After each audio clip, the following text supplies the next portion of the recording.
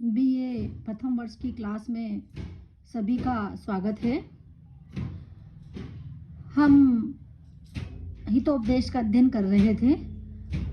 अभी जहाँ हमारा कथानक छूटा था वहाँ तक हमने पढ़ा था कि एक जो है वो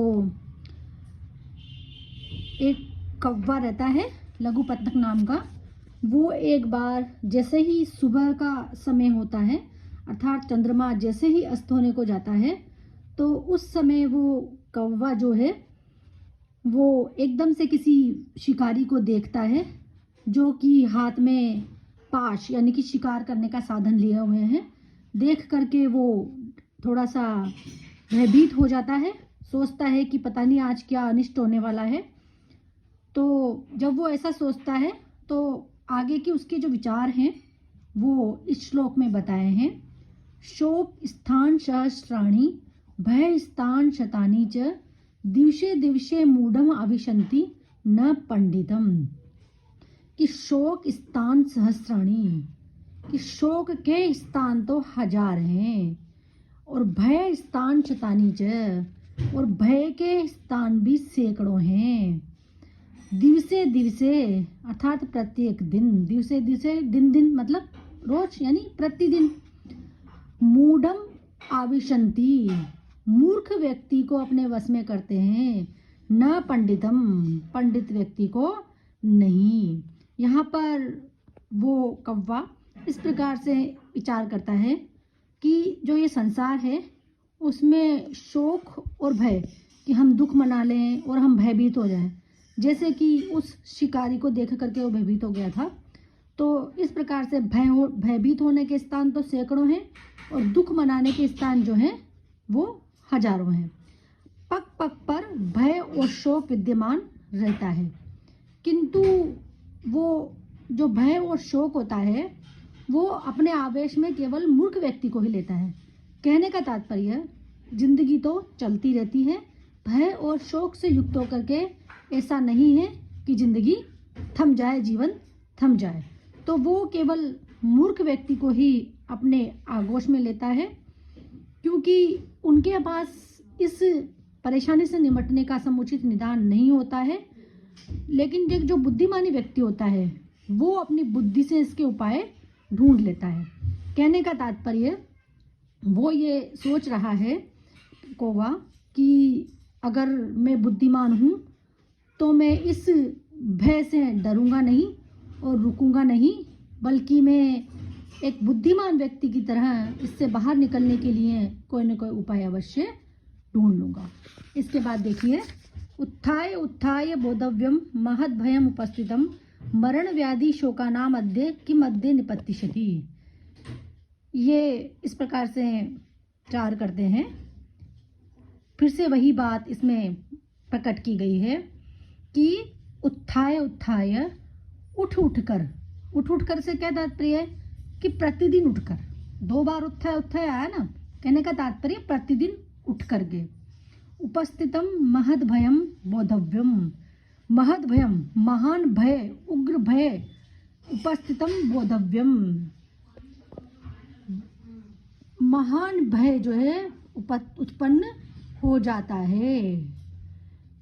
अध्यय बोधव्यम यानी समझना चाहिए। समझने की बात यह है यहाँ पे कि रोज रोज हमें कोई न कोई महान भय उपस्थित हो जाता है। बोधव्यम ये बात समझना चाहिए। अर्थात ये जिंदगी इतनी आसानी से चलने वाली नहीं है, कभी कुछ हमेशा घटित होता रहता है। तो प्रतिदिन उठ के कोई महान भय निश्चित रूप से उपस्थित होता रहता है, इस बात को समझना चाहिए। मरण व्याधि शोकानाम की मध्य निपतिष्यति, कि मरण या फिर बीमारी या फिर शोक अर्थात दुख, किसी भी प्रकार का दुख, इन सब में से किम अध्यम निपतिष्यति, क्या आज आकर के पड़ने वाला है, हम ये नहीं जानते। कहने का तात्पर्य यह है कि एक महान भय तो प्रतिदिन होता है, किंतु इस भय के होने के पश्चात अब मुझे आज भी डर लग रहा है कि आज जो है ये शिकारी यहाँ पर आया है इस प्रकार से शिकार करने, तो फिर आज जो है मरण यानी मरना, व्याधि यानी रोग और शो का नाम किसी भी प्रकार की हृदय की चिंता। तो मानव को क्या है, हमेशा संभावित खतरों के प्रति सावधान रहना चाहिए।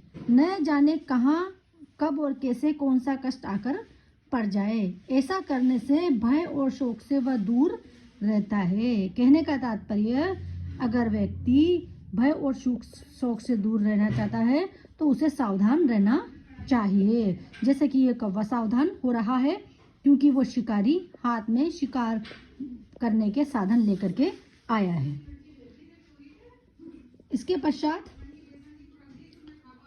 अथ तेन व्याधेन तंडुल कणान विकीर्य जालम विस्तीर्णम च स तत्र प्रच्छन्नो भूत्वा आसीत स्थितः। देखो, अब वो कौवा उसको देख रहा है। तो इसके बाद क्या होता है कि तत्व्याधेन, वो जो शिकारी है वो तंडुल कणान, तंडुल यानी चावल, चावल के कणों को विकीर्य फैला करके, जालम विस्तीर्णम, उसके ऊपर जाल बिछा करके, तत्र प्रच्छन्नो, वहां छिप करके, स्थितः, स्थित हो गया, अर्थात वो वहां पर छिप गया। क्या करके छिप गया? वो चावल के कणों को भेज करके और साथ में उनके ऊपर शिकार का जाल बिछा दिया उसने, और वो जो था वो वहां पर स्थित हो गया, यानी कि छुप गया कहीं ना कहीं। प्रच्छन्न होने का मतलब, प्रच्छन्न से क्या तात्पर्य है? कहीं ना कहीं छुपना।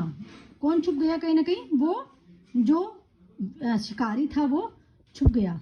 अस्मिन काले चित्रगिर्व नामा कपोत राजः सपरिवारो वियति विसर्प तंडुल कणान अवलोकेमास।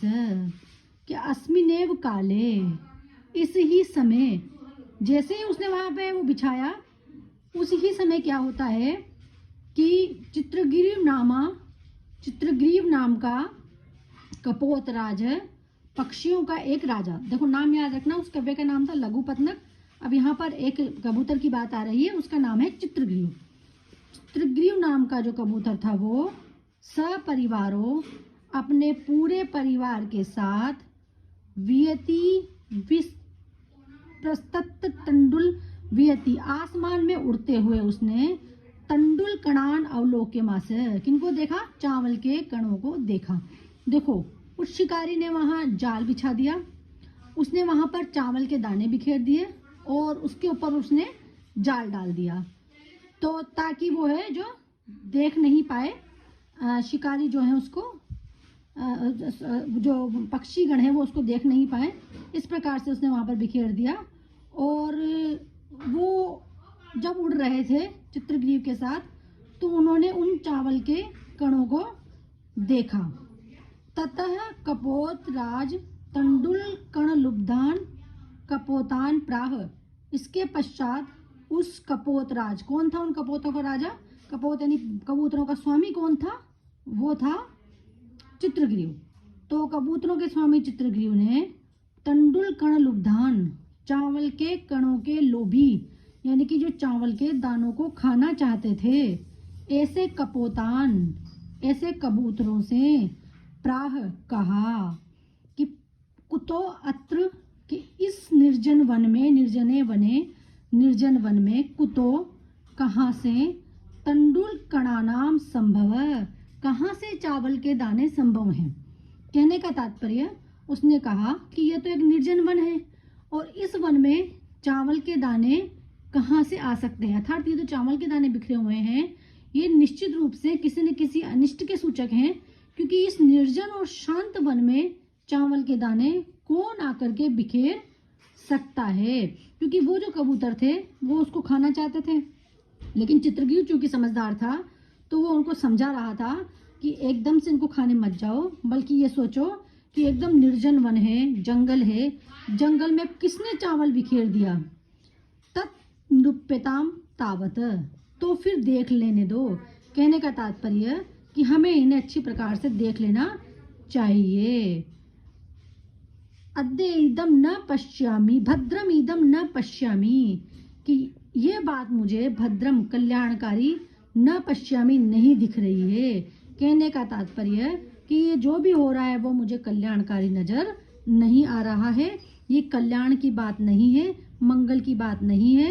अर्थात हमें एकदम से खाने नहीं चले जाना चाहिए, क्योंकि इस निर्जन वन में कौन है जो इस प्रकार से चावल बिखेर सकता है। यह बात मुझे कल्याणकारी नहीं दिख रही है, कहीं हम इसमें फंस ना जाएं। प्रायण अणेण तंडुल कड लोभेन अस्माभि तथा भवितव्यम। अब वो उनसे कहता है चित्रगुप्त कि प्राय अणेन इन चावलों के लोभेन लोभ से अस्माभि अपि हमारी भी तथा भवितव्यम वैसी ही होगी। क्या होगी? हमारी भी स्थिति वैसी ही होगी।